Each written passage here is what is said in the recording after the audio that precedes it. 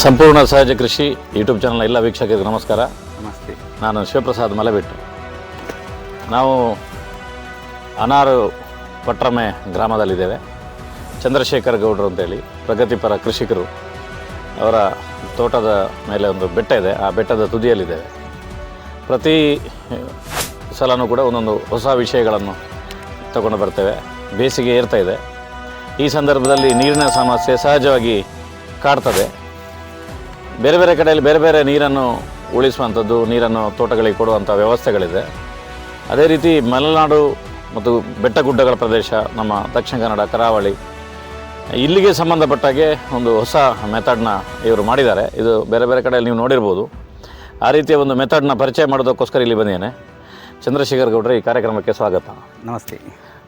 ಇದು ಈ ರೀತಿಯ ಒಂದು ಯೋಚನೆ ನಿಮಗೆ ಯಾವ ಕಾರಣಕ್ಕೋಸ್ಕರ ಬಂತು ಈ ರೀತಿ ಮಾಡಬೇಕು ಅಂತೇಳಿ? ಇದಕ್ಕೆ ಬೇಸಿಕಲಿ ಐಡಿಯಾ ಯಾರು ಕೊಟ್ಟರು? ನನಗೆ ನೀರಿನ ಸಮಸ್ಯೆ ತುಂಬ ವರ್ಷಗಳಿಂದ ಇತ್ತು. ಒಂದು ಒಳ್ಳೆ ಕೃಷಿ ಮಾಡಬೇಕಂತ ಮನಸ್ಸಿನಲ್ಲಿತ್ತು. ಆದರೆ ನೀರಿನ ಪ್ರಾಬ್ಲಮಿಂದ ಮಾಡಲಿಕ್ಕೆ ಆಗ್ತಿರಲಿಲ್ಲ. ನಾನು ಒಂದು 6 ತಿಂಗಳ ಮೊದಲು ಡಾಕ್ಟರ್ ಶಿವರಾಮ ಪೇಪರಲ್ಲಿ ಒಂದು ಇತ್ತು, 1 ಸ್ಕ್ವೇರ್ ಫೀಟಲ್ಲಿ ಅಂದರೆ ಸಹಜವಾಗಿ ಒಂದು 6 ಲೀಟರ್ ನೀರು ಸಂಗ್ರಹ ಆಗ್ತದೆ. ಅದನ್ನು ನಾವು ಇಟ್ಟುಕೊಳ್ಬೇಕು ಅಂತ ಅವರ ಒಂದು ಅವರ ಬರೆದಂಥ ಇದರಲ್ಲಿ ನನಗೆ ಮನದಲ್ಲಿ ಅದನ್ನು ಯೋಚಿಸಿಕೊಂಡಿದ್ದೆ. ನನಗೆ ಮಾಡಿದರೆ ಹೇಗಾಗುವುದು ಅಂತೇಳಿ ಅದನ್ನು ಪ್ರಾರಂಭ ಮಾಡಿ ಮಕ್ಕಳಲ್ಲಿ ಹೇಳಿದೆ, ನೋಡಿ ಅಂತ ಹೇಳಿದರು ಮಕ್ಕಳು. ಅವರು ಕೂಡ ತುಂಬ ನನಗೆ ಸಲಹೆ ಕೊಟ್ಟರು. ಅದೇ ರೀತಿ 1-2 ಕಡೆ ನೋಡಿದೆ, ಒಂದು ಉಜಿರೆಯಲ್ಲಿ 1-2 ಕಡೆ ನೋಡಿದೆ. ಅದು ನನಗೆ ಮನಸ್ಸಿಗೆ ಅಷ್ಟು ಸಮಾಧಾನ ಆಗಲಿಲ್ಲ. ಮತ್ತು ನಿಡ್ಲೆಯಲ್ಲಿ ಮಾಡಿದರು, ಅದು ಬಹು ದೊಡ್ಡ ಇದು ಪ್ರಾಜೆಕ್ಟ್. ಅದರಲ್ಲಿ ಸಾಧಾರಣ 1 ಕೋಟಿ ನೀರು ನಿಲ್ಲುವಂತ. ಆದರೆ ಅವರಿಗೆ ತುಂಬ ತಾಪತ್ರೆ ಆಗಿ ಅಂದರೆ ಟರ್ಪಲ್ಲೆಲ್ಲ ಹರಿದು. ಮತ್ತು ಇಲ್ಲಿ ಪುತ್ತೂರಲ್ಲಿ ಒಂದು ಭಟ್ರು ಮಾಡಿದ್ದನ್ನು ನಾನು ಯೂಟ್ಯೂಬ್ನಲ್ಲಿ ನೋಡಿದೆ. ಅದನ್ನು ನೋಡಿ ಅದೇ ರೀತಿ ಮತ್ತು ನಾನೇ ಸ್ವಂತ ನನ್ನ ಮನಸ್ಸಿನಲ್ಲಿ ಇದೇ ರೀತಿ ಮಾಡ್ಬೋದು ಅಂತ ಹೇಳಿ ಇಟಾಚನ್ನು ನನ್ನ ಮಗನಲ್ಲಿ ಹೇಳಿ ಬರಲಿಕ್ಕೆ ಹೇಳಿದೆ. ಇಟಾಚಿನಲ್ಲಿ ಒಂದು 15-20 ದಿವಸ ಅವರು ಕೆಲಸ ಮಾಡಿದ್ದಾರೆ. ಹೆಚ್ಚು ಕಡಿಮೆ ಅವರಿಗೆ ಒಂದು 3 ಲಕ್ಷ ನನಗೆ ವೆಚ್ಚ ಬಂದಿದೆ ಅವರಿಗೆ. ಒಟ್ಟು ಇಲ್ಲಿ ಈಗ ನೀರೀಗ ಸಂಗ್ರಹ ಮಾಡಿದ್ರಿ. ಎಷ್ಟೋ ಜನರಿಗೆ ಈ ನೀರು ಎಲ್ಲಿಂದ ಬರ್ತದೆ ಅಂತ ಗೊತ್ತಿಲ್ಲ. ಇದು ಯಾವ ಕಡೆಯಿಂದ ಬರ್ತದೆ? ನದಿಯಿಂದ ಬರ್ತದೆ, ಕೆರೆಯಿಂದ ಬರ್ತದ? ಇದರ ಒಟ್ಟು ನೀರನ್ನು ಹೇಗೆ ನೀವು ಇದಕ್ಕೆ ಸಂಗ್ರಹ ಮಾಡುವಂಥದ್ದು ಮತ್ತು ಈ ನೀರನ್ನು ಹೇಗೆ ಉಪಯೋಗ ಮಾಡುವಂಥದ್ದು? ಆದರೆ ಪುತ್ತೂರಿನ ಇವರು ಒಬ್ಬರು ಭಟ್ರು ಹೇಳಿದನ್ನುಂಟು, ಮಳೆ ನೀರಿನಲ್ಲೇ ಸಂಗ್ರಹ ಆಗ್ತಂತೆ. ಆದರೆ ನಾನು ಮಾಡಿದ್ದು ಈ ವರ್ಷ ನವರಾತ್ರಿಯ ಪ್ರಾರಂಭ ಮುಗಿದ ತನಕ ನಾನು ಅದು ಕೆಲಸ ಪೂರ್ತಿ ಆದ್ದು. ಆವಾಗ ನನಗೆ ಮಳೆ ಬರುವ ಈ ವರ್ಷ ಸಂಗ್ರಹ ಆಗುವುದು ಕಷ್ಟ ಅಂತ ಹೇಳಿ ನಂದೊಂದು ದೊಡ್ಡ ಬಾವಿ ಉಂಟು. ಮತ್ತೆ ಕೆಳಗೆ ತೋಡಿನಲ್ಲಿ ನೀರು ಹರಿದು ಹೋಗುವಂತ ನೀರನ್ನು ನದಿಗೆ ಹೋಗ್ತದೆ. ಅಲ್ಲಿಂದ ಹರಿದು ನದಿಗೆ ಹೋಗ್ತದೆ, ನೇತ್ರಾವತಿ ನದಿಗೆ. ನೇತ್ರಾವತಿ ನದಿಗೆ ಸಂಗ್ರಹ ಆಗ್ತದೆ. ಅದಕ್ಕೆ ನಾನು ಕಟ್ಟ ಹಾಕಿ ಇಲ್ಲಿ ನನ್ನ ಬಾವಿಗೆ ಅದಕ್ಕೆ ತುಂಬಿಸಿ ಅದಕ್ಕೆ ಸಬ್ಬರ್ಸಿಲ್ ಪಂಪ್ ಹಾಕಿ ಇದನ್ನು ತುಂಬಿಸಿದ್ದೇನೆ. ಇದಕ್ಕೆ ತುಂಬಿಸಲಿಕ್ಕೆ ಒಂದು ಕಡಿಮೆ ಅಂದರೆ ಒಂದು 2 ತಿಂಗಳಾಯಿತು. 2 ತಿಂಗಳಾಯಿತು. ಎಷ್ಟು ಲೀಟರ್ ನೀರು ತುಂಬಿದೆ ಇದರಲ್ಲಿ? ಲೆಕ್ಕಾಚಾರ ಅವರು ಹೇಳಿದರು ಒಂದು 38ರಿಂದ 40 ಲಕ್ಷ ಲೀಟರ್ ನೀರು ಹಿಡಿಬಹುದು ಅಂತ ಹೇಳಿದ್ರು. ಇಷ್ಟು ದೊಡ್ಡ ಪ್ರಾಜೆಕ್ಟ್ ಮಾಡಲಿಕ್ಕೆ ತುಂಬಾ ಖರ್ಚು ಬೇಕಾಗ್ತದೆ. ಇದರ ಒಟ್ಟು JCB ಕೆಲಸ ಮತ್ತೆ ಟರ್ಪಲಿಗೆ ಹೇಗೆ ಖರ್ಚು ಮಾಡಿದ್ರಿ ನೀವು? ಎಷ್ಟು ಖರ್ಚಾಗಿದೆ ಒಟ್ಟು ಇದಕ್ಕೆ? ಟೋಟಲ್ ಅಂದ್ರೆ ಒಂದು 6-6 ಲಕ್ಷ ನನಗೆ ಮುಗಿದಿದೆ. 6-6 ಲಕ್ಷ ಖರ್ಚಾಗಿದೆ. ಅದರಲ್ಲಿ ಹಿಟಾಚಿ ಕೆಲಸಕ್ಕೆ 2,85,000 ಖರ್ಚಾಗಿದೆ. 85,000. ಟರ್ಪಲ್ಗೆ 2 ಲಕ್ಷ ಖರ್ಚಾಗಿದೆ. 2 ಲಕ್ಷ ಖರ್ಚಾಗಿದೆ. ಅಂದ್ರೆ ಅವರೇ ಬಂದು ಪಿಟ್ ಮಾಡುವುದು. ಅಲ್ಲಿ ಅವರು ಮಿಷನ್ ತಗೊಂಡು ಬಂದು ಇಲ್ಲಿ ಒಂದು 10 ಜನ ನಾವೆಲ್ಲ ರೆಡಿ ಮಾಡಬೇಕು. ಟರ್ಪಲ್ ಎಳಿಲಿಕ್ಕೆ ಮತ್ತೆ ಎಳಿದ್ದು ಅದನ್ನು ಸೆಟ್ ಮಾಡಲಿಕ್ಕೆ. ಇದು ಪೀಸ್ ಟರ್ಪಲ್ ಇದೆಯಾ? ಪೀಸ್ ಟರ್ಪಲ್ ನಾವು ಅದು ಬೆಳ್ತಂಗಡಿಗೆ ಅವರು ಕಳಿಸ್ತಾರೆ ಲಾರಿಯಲ್ಲಿ ಗೂಡ್ಸ್ ತಂದು. ಅದನ್ನೆಲ್ಲ ಅಲ್ಲಿಂದ ನಾವು ಪಿಕಪ್ ಮಾಡಿ ತಗೊಂಡು ಬಂದದ್ದು. ಬಂದು ಇಲ್ಲಿ ಅವರು ಮಿಷನ್ ತಂದು ಮತ್ತೆ ಜನರೇಟರ್ ಅದಕ್ಕೆ ಆಗಬೇಕು, ಅಂಟಿಸ್ತಾರೆ. ಗ್ಯಾಪ್ ಸ್ವಲ್ಪ ಇರಬಾರ್ದು ಅಂತೇಳಿ ಸುಮಾರು 4ರಿಂದ 5 ಲಕ್ಷ ಆಗ್ತದೆ. ಹೌದು. ಇಷ್ಟು ದೊಡ್ಡ ಕೆರೆ ಮಾಡಿದ್ದಾರೆ ಇವರು. ಇಲ್ಲಿ ನಮ್ಮಲ್ಲಿ ದಕ್ಷಿಣ ಕನ್ನಡ ಜಿಲ್ಲೆಯಲ್ಲಿ ಒಂದು ಸೂಪರ್ ಆಗಿರೋಂಥ ಒಂದು ಯೋಚನೆ ಇವ್ರದ್ದು. ಬೇಸಿಕಲಾಗಿ ಹಿಂದೆ ಕಟ್ಟಗಳನ್ನು ಹಾಕಿ ನೀರುಗಳನ್ನು ನಿಲ್ಲಿಸ್ತಾ ಇದ್ರು.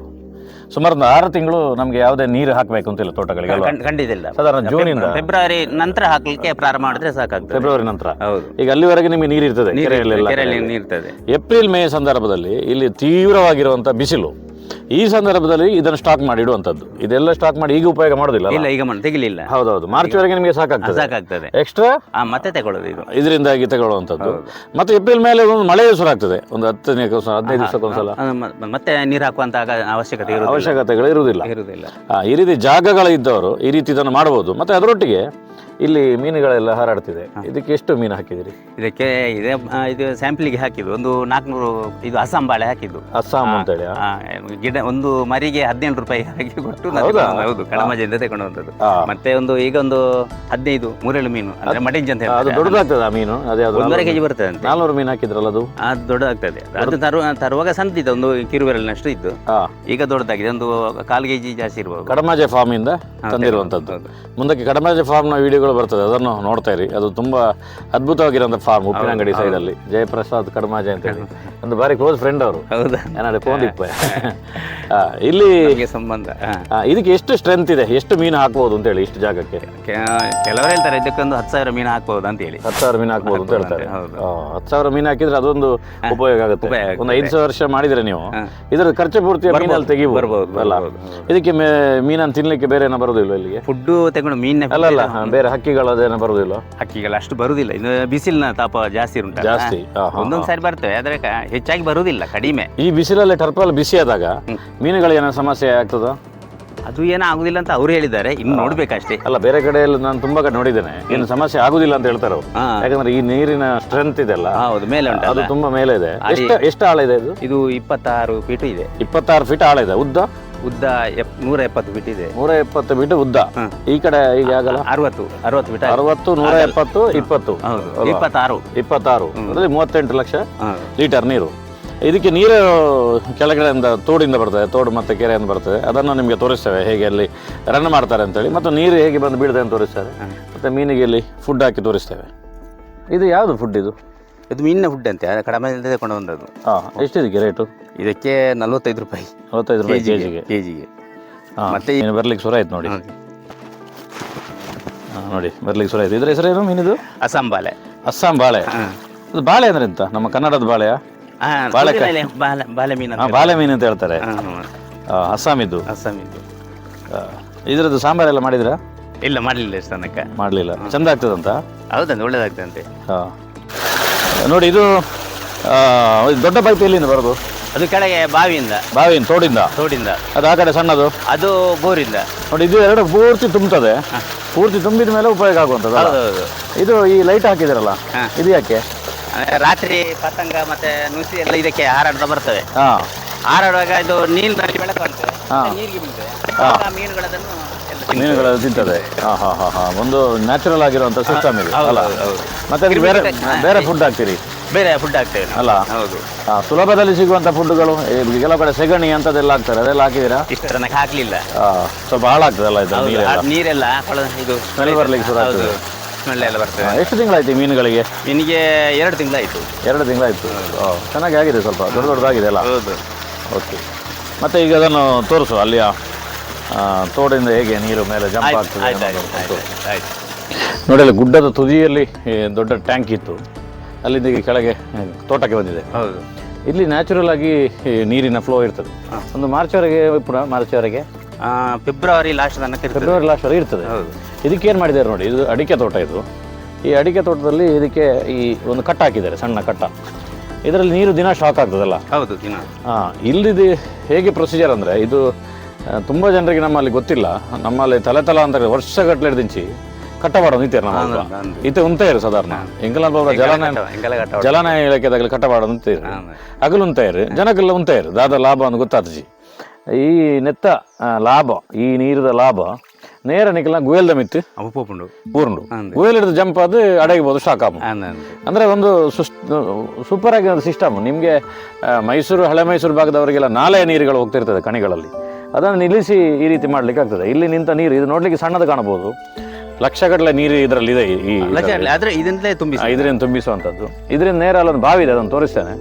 ಆ ಬಾವಿಯಿಂದ ನೀರು ಜಂಪ್ ಆಗಿ ಮೇಲ್ಗಡೆ ಟ್ಯಾಂಕಿಗೆ ಹೋಗ್ತದೆ. ಆಗ ನದಿ ಸೇರಿ ವೇಸ್ಟ್ ಆಗಿ ಸೇರುವಂಥ ನೀರು ಇವರ ತೋಟದಲ್ಲಿ ಸ್ಟೋರೇಜ್ ಆಗ್ತದೆ. ಇದು ಏಪ್ರಿಲ್ ಮೇ ಟೈಮಲ್ಲಿ ಈ ತೋಟಗಳಿಗೆಲ್ಲ ಉಪಯೋಗ ಆಗ್ತದೆ. ಈಗ ಬಾವಿ ಹತ್ರ ಒಂದು ಸಲ ನಿಮಗೆ ತೋರಿಸ್ತೇನೆ ನೋಡಿ. ಬಾವಿ ಹತ್ರ ಬಂದಿದ್ದೇನೆ. ಆ ಬಾವಿಯಲ್ಲಿ ರಿಂಗಿನ ಅಡಿಯಿಂದ ತೂತುಗಳಿದೆ, ಆ ತೂತಿಂದ ನೀರು ಬೀಳ್ತಿದೆ ನೋಡಿ ಕೆಳಗಡೆಗೆ.